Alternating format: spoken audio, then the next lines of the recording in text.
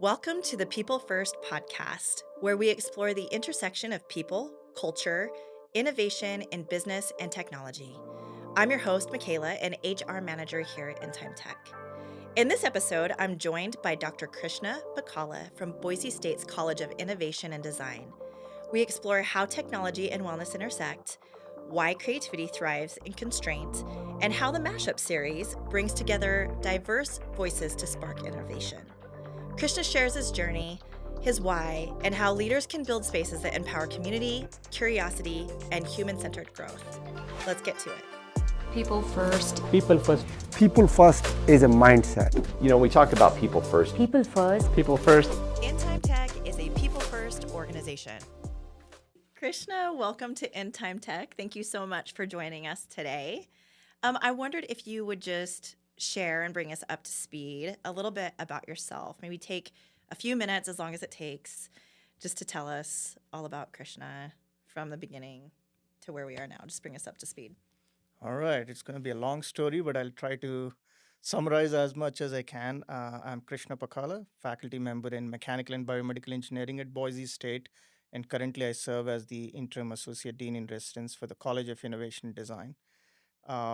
I came to the US in 2003, so 22 years. I came like many who want to pursue the American dream, where they put their mind to and efforts and they can achieve anything. I think for most part it has been true. And the education I've gotten here and the experiences I've had really helped me flourish, right?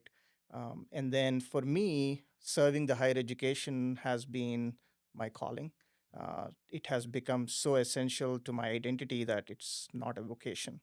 Um, and in terms of another why I'm doing these kind of fun events and these partnerships is nowadays I think about the future through the lens of my kids. My daughter is 6 years old. She's in first grade. My son is 14. He soon will be exploring college. And I think of a former dean of engineering who was a president at a university, James, who said, we try to teach our students with a with a 20th century kind of curriculum, but we are trying to prepare 21st century engineers in 19th century infrastructure or universities. I think that is so true, which is what inspires me and keeps me going every day, that we have a lot that we can offer, both community, industry, and the academic world to kind of change that landscape for my daughter. We have some time. I think in my son's timeline, I don't know how much we can move the needle. So that's what excites me. So you kind of learned my little bit of journey and my why. Let me know if you need any more details on any of that. I love that. And one of the things that stuck out to me was that you mentioned was in the trajectory of innovation and development when you're thinking about the next generation and how quickly things move. What a challenge that might be from an academic place. Like, how do you prepare academics to move along with the pace? Mm-hmm. It's crazy. Yes. You're here today because we are connected through mashups. You are a connector of ideas and also a grower of communities. Can you delve into the insights gained from exploring the intersection of wellness and technology during the Mashup Season 3 project? Okay, thank you. Yeah, first, I probably want to talk a little bit about mashup. Yeah. The viewers might not know exactly what it is. It's a cool concept that originally was kind of borrowed as an idea from Contemporary Museum of Art in Denver, where they have a program called Mixed Taste, where you would have two speakers from different parts of the universe, almost different areas, where they get 20 minutes to talk about their weird corners of their world. And then the fun part is the audience then make connections between the two topics by asking questions. So it is a great way to build community and critical thinking. And then as I came into this role as the interim associate dean, I was tasked with working with In Time Tech and School of Computing in the College of Engineering and College of Innovation and Design to make this event happen. So we kind of said we'll think about a boom and bust as our theme, which is so true in the tech world. And I think it is something that is also that we need to be prepared even in the higher education with changing landscape and the priorities at the national level. So, as an example, the wellness and technology mashup, which is the season finale that we recently had at Jump, was so unique because it brought both personal experiences and unexpected stories to light. For example, Brad Mosel, he talked about Warthog Zen, which is finding peace with aircraft machines, which was quite impressive how he talked about it. And then how that sort of precision engineering, which is needed when you talk about airplanes, and the meditative experience, which is primary mechanism by which he views the world and his company right now, was really fascinating. And then my colleague, Moji Sadek, who's a faculty member in civil engineering, his topic was wildfire shocks. And he highlighted how big data and AI and how we can help communities better understand and prepare for wildfires. So these two are completely different topics, but we brought them together, right? I think what was really fascinating during the whole experience is how the audience gravitated towards seeing the connection between wellness and technology, and how we at CID, our values are around curiosity, creativity, and human-centered innovation. So all of that kind of come to fore, which was really fascinating to see. Amazing. It was one of my favorite events we've ever done at In Time Tech or been in collaboration with, in a surprising way every time I attended. So it was a lot of fun, and there are so many big brains in that room. I'm glad there are people and leaders in the industry guiding us along and helping us with what we don't know.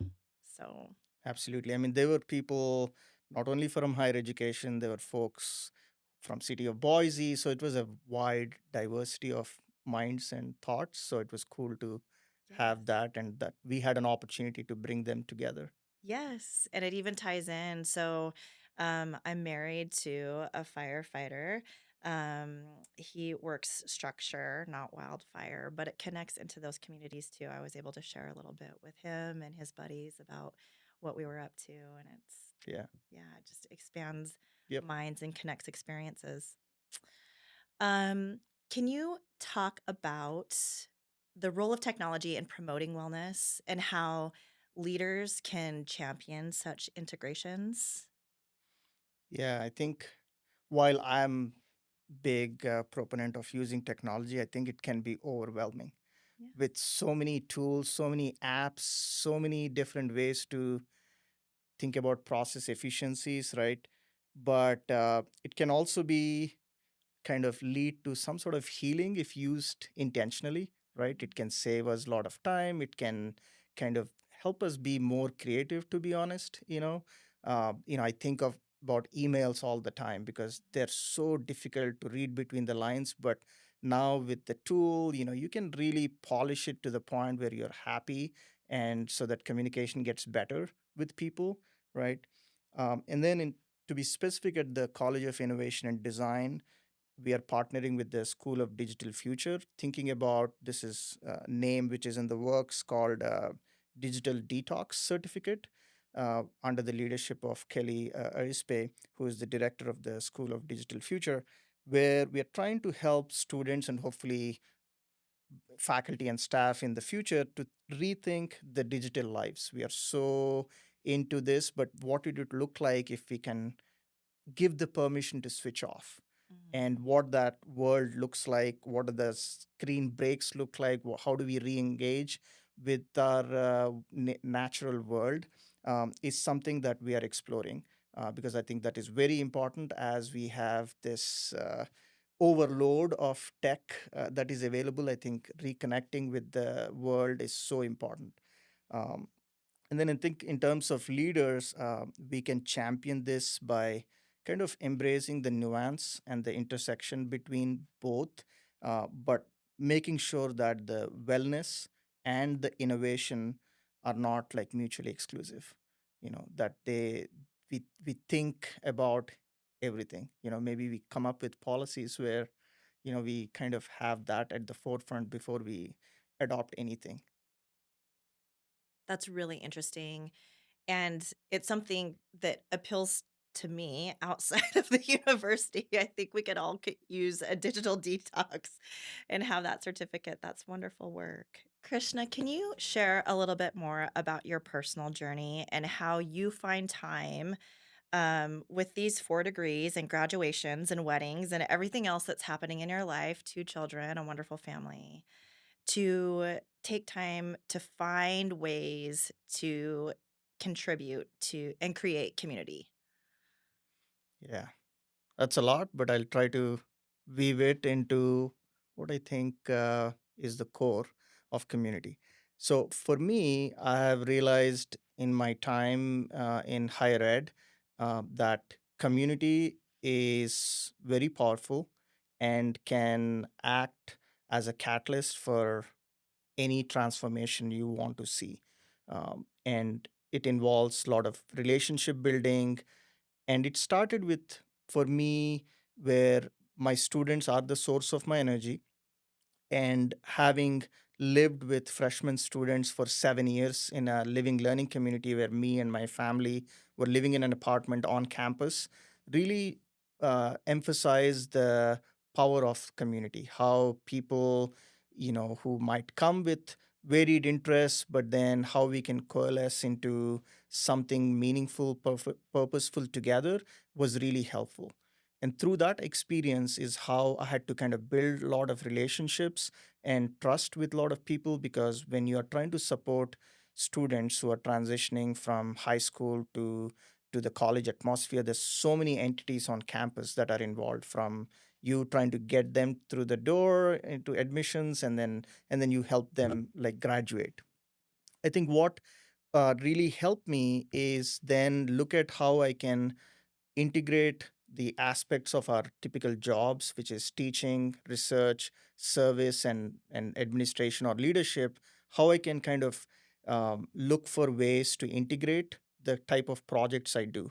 So that's where I might look like I'm doing 10 million things, but I kind of plan it in a way where we all have 24 hours. I do make sacrifice, and this is where I have to thank my family. I think this none of this would be possible for if it were not for the sacrifices but that they made. But this is something that my grandmother used to see as a legacy that she wanted. Uh, Quick fact is I'm born on September 5th, which is celebrated as Teachers' Day in India. And my grandmother used to always say when I was growing up that one day I'll become a professor. And I never believed her. And the reason she told me is that my grandfather, who used to be very popular school administrator, he died in his sleep with a heart attack when he was at the age of 40. So for some reason, she thought that I will be that beacon of supporting higher education. And it came true that I'm in this field. So thanks to her blessings and her vision, and then also my former master's advisor who pushed me to think about professor as a path, and he was the one who convinced me to get a PhD. And then during these experiences, another thing I learned, as you're trying to support different parts of this community, you need to be a firm believer of lifelong learning. And that is where I have spent my entire year of my sabbatical in my leadership journey to support our students. So I did this leadership in action graduate certificate where I learned about how do you lead self, which is very important. How do you lead teams? How do you lead systems? How do you lead for change? How do you lead for decision making, right? So all those things were really helpful for me to kind of use some of that knowledge and apply and kind of give words to some of the things I do intentionally. And then I came back from sabbatical and I said it'll be cool to get a degree from Boise State. And another thing that happens when you think about communities, there is bound to be conflicts, right? So we have a conflict management program at Boise State that helps people understand conflict, understand about mediation, negotiation, facilitation, and how does culture play a role in conflict. And that was very helpful for me as well. And that's why I also did that, and I graduated with that interdisciplinary studies major, which combined the leadership in action and conflict management. So while it feels a lot, I think for me, in order to kind of look at what my grandmother saw as a legacy, I all I'm doing is do what I can and try to find opportunities where I can kind of synergize all these efforts and show people that community is what will drive us. My projects like the storytelling is another great example where we build community not only among our students but faculty. But when we do live shows, we bring in the community as well. So those are kind of projects that I gravitate towards now, is which have where I can bring people together. That's wonderful. Thank you for sharing. Thank you. One of the things that I've noticed with mashups and then also this storytelling project that you just shared about was the common thread that there's coaching for your speakers Hmm. throughout. So not only are you providing knowledge for the community itself, but then also there's another level of development happening behind the scenes for your speakers and the people who are participating in that. That's just brilliant and wonderful. Can you share strategies for cultivating an environment that encourages creativity and innovation among teammates? Yeah. For me, I have gravitated towards working in the College of Innovation and Design, even though I'm doing other things. I have other jobs as well on campus, is because for CID the creativity is in their DNA. So it is very natural for somebody like me to kind of embrace those bold new ideas, breaking down silos, connecting people, bringing the commonalities that we see. So I think that was an environment that was great for me. And for various reasons. One, they look at high risk, high reward, but also low risk, high reward. Like our mashup was, relatively low risk, but we have seen how we have had attendances up to 70, upwards of 70 at most of our events, right? And there were some repeat audiences, right? So how do we take these ideas on these whiteboards and and using the tech is something that we do quite a bit in CID, right? And then we try to help people try things, especially there is not much bandwidth in traditional colleges to kind of break the silos and do something big. That is where we come in, where we kind of partner with colleges. As School of Digital Future is a great example where we kind of co-lifted that within the College of Arts and Sciences, and then also find ways to partner with the School of Computing, which is within the College of Engineering, so that we are kind of one university. And when I think about my own career trajectory, I never consider myself just affiliated with, say, College of Engineering or my department. I think myself as a university citizen, because that helps us then kind of think about everybody and think about ideas that can help a lot of folks, and then think about the pain points at that level. Then you're kind of doing something which is sustainable, can be kind of transformative. I think what is significant when we want to create that culture is ensuring there is a lot of curiosity, play, and fun, right? And trust, right? How we have worked together. We had, you know, we had the goals of the in-time tech, we had mashup, but we wanted to kind of build that, right? And then how do we then kind of create that platform and avenue so that that energy is going in the right direction, right? And then helps our broader community. And I think we did that with the mashup series. I think it was a great example to show how we collaborated as a team on an innovative idea, and how communication, just empathy, and just it's okay to fail mentality really helped us put together a great product for the community. Oh my goodness. And it truly is a mashup outside of just the two topics, right? Because you have all of the collaboration from the teams, you have collaboration within the community. It's so creative and so fun outside of even that just that short 20 minutes the audience interacts with the two seemingly unrelated topics at the end. Yes. There's a lot. There's so many moving parts and pieces. It's just such a wonderful project. It's fun. Thank you. Um, how did we come up with the boom and bust theme in Mashup Season 3? What was the relevance there? And kind of its implications for innovation and resilience. Yeah, when I had a first meeting in December with Jen, and she said, "Hey, we are going to work with In Time Tech on the mashup series, and we kind of are exploring boom and bust. What do you think?" I immediately loved the idea because that brought back memories of me when I was in India, where Y2K year 2000 was a big deal, the turn of that year, right? And how my dad, who was a banker, and many financial institutions and everybody were panicking, right? That everything will be gone. But then that really resulted in a lot of opportunities, and world was still moving on.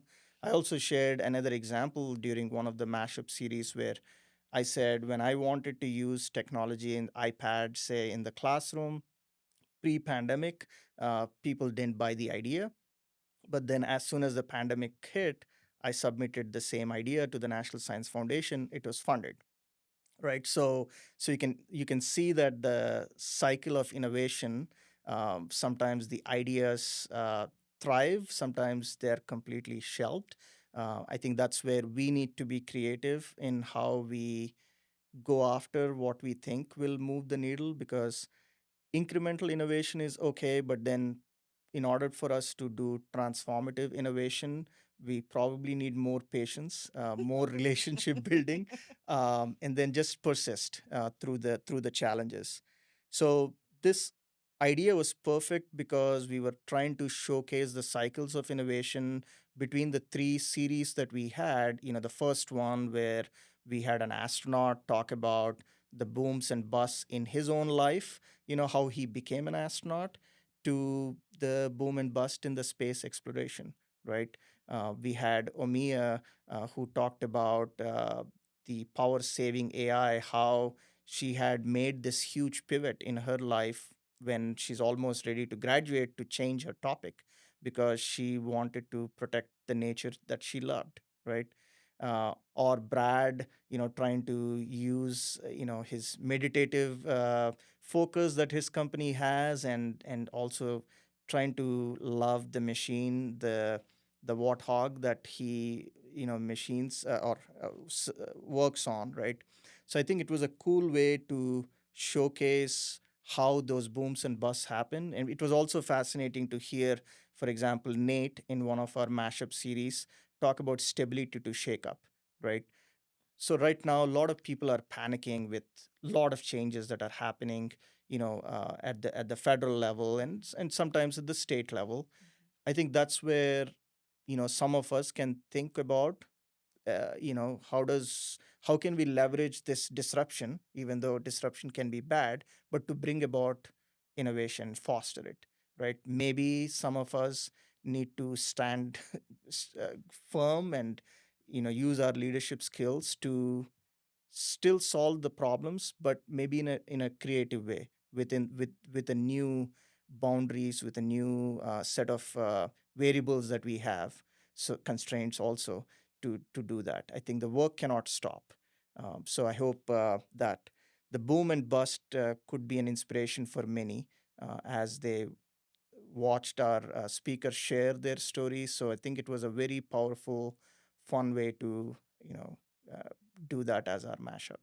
Oh, I forget which one of the speakers mentioned, but you just reminded me. Maybe you can remember who it was who said, "Create constraint breeds creativity," and and also something else that we talk about here is a lot of times those breakdowns create breakthroughs. So sometimes it's that bust that takes us to the next level that's Hmm. required for our growth and development.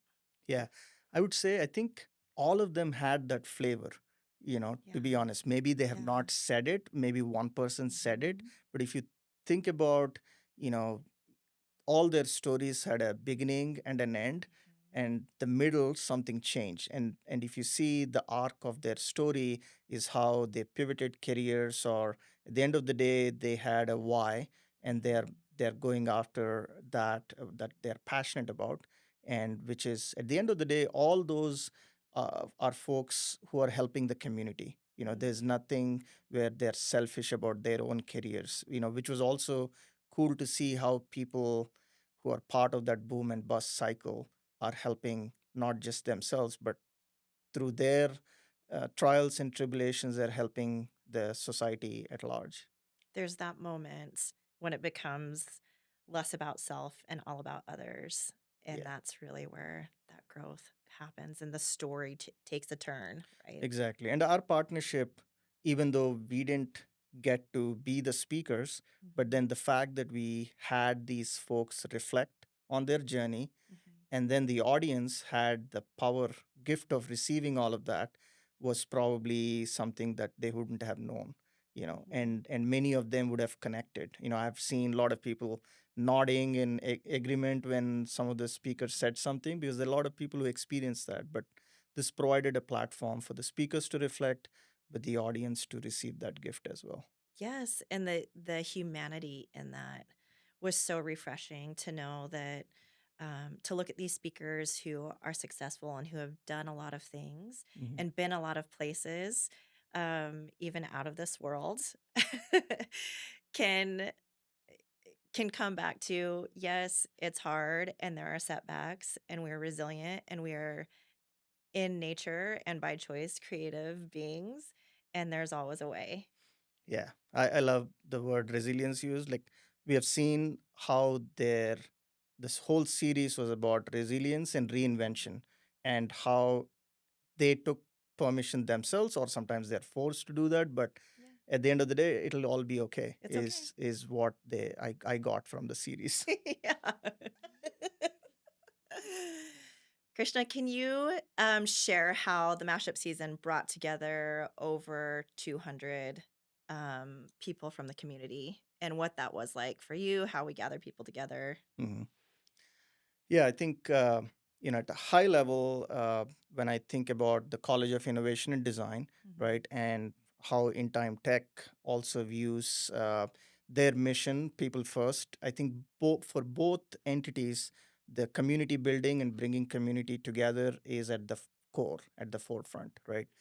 And then when I think about the College of Innovation and Design, I think about how they create space for innovation to happen. And when I say space, I think about space in terms of the mindset, space in terms of the actual physical space, right? And the space in the curriculum, right? A perfect example is we had two mashup events at the space, right? Which is the name for our fun space that we have in the College of Innovation and Design, where you can see it's a fun, vibrant, place that brings people together, right? And if you look at our website, there's so many creative ways of tackling and helping provide those opportunities for our faculty and community and students in the curriculum space, in terms of some fun certificates and badges that we might have in the future, and some sort of micro credentials, right? And then I think the mindset is where something like the mashup comes in, and some of the meetings that we've had, right? All those kind of help us kind of think differently, right? And try to address these problems better.